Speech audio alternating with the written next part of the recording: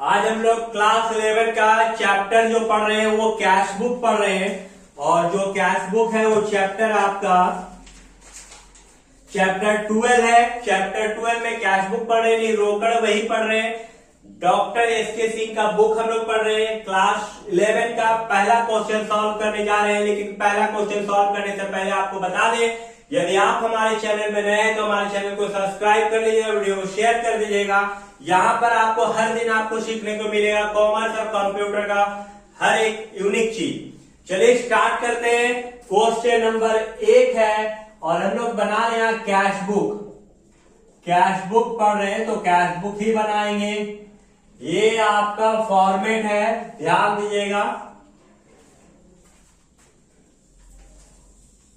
ये डेट का कॉलम है, ये पार्टिकुलर हो गया, ये एलएफ, ये वाउचर नंबर, ये अमाउंट। यहां पर date, particular, LF, voucher number और यहां पर amount.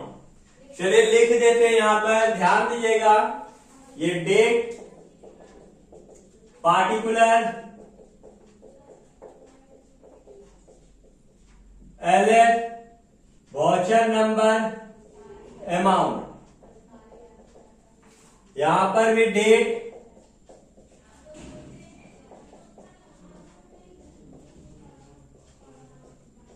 Particulars, LF, voucher number,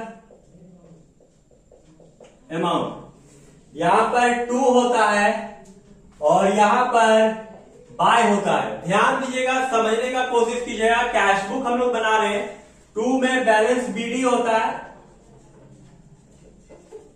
जो आपका पहले से है, और बाय में बैलेंस सीडी जो क्लोजिंग बचेगा।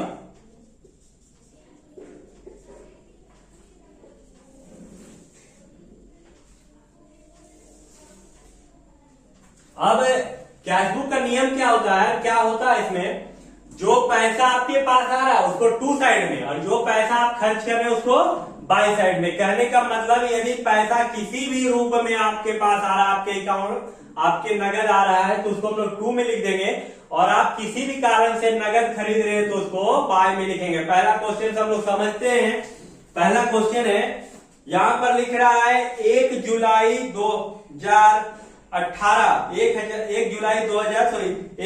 2025 को बता रहा है कैश इन हैंड आपका 24,000 रुपया।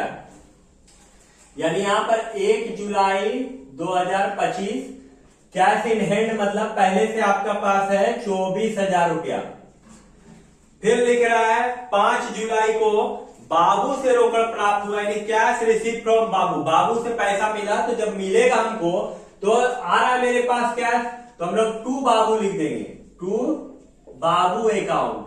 कितना रुपया मिल रहा, 5 जुलाई 25 को, और यहां 8,000 रुपया मिला तो 8,000 लिख देंगे। फिर लिख रहा 10 जुलाई को अनिल से माल खरीदे। देखिए, अनिल से माल खरीदे, लेकिन अनिल को हम लोग पैसा नहीं दिए हैं, अनिल से सिर्फ माल खरीदे हैं, तो यहां पर कैश बुक में एंट्री नहीं होगा, क्योंकि ना कैश आया है मेरे पास और ना कैश मेरे पास से गया है। यहाँ पर 15 जुलाई को अगर नगद माल बेचा है, नगद माल जब आप सेल कीजिएगा, जब नगद माल बेचिएगा तो आपके पास क्या आ जाएगा, पैसा आएगा। तो यहाँ हम लोग लिखते हैं 15 जुलाई 2025 और माल बेचने का इंग्लिश होगा सेल्स अकाउंट। जब माल आप बेचिएगा, और एंट्री कितना है इसमें, 20,000 रुपया है। कितना है, 20,000 रुपया। फिर देखिए 20 जुलाई को बोल रहा है कार्यालय हेतु फर्नीचर खरीदे। जब आप फर्नीचर खरीदिएगा तो आपके पास क्या आएगा, फर्नीचर आएगा, और आपके पास से क्या जा रहा, आपके पास से पैसा जा रहा है। कितना रुपया का आप फर्नीचर खरीदे हैं, तो 500 रुपया का 20 जुलाई को खरीदे हैं। तो यहां लिखेंगे 20 जुलाई 2025 बाय फर्नीचर, फर्नीचर अकाउंट। और कितना का खरीदे हैं, तो 500 का खरीदे हैं, तो 500 यहां लिख दीजिए। फिर लिखा है 30 जुलाई को किराया दिए। किराया दिए कितना रुपया का, तो 1,000 रुपया का किराया दिए। तो यहां पर हम लोग लिखेंगे 30 जुलाई 2025 बाय रेंट, क्योंकि आपके पास से क्या जा रहा, पैसा जा रहा है। कितना जा रहा, 1,000 जा रहा है, 1,000 लिख दिए।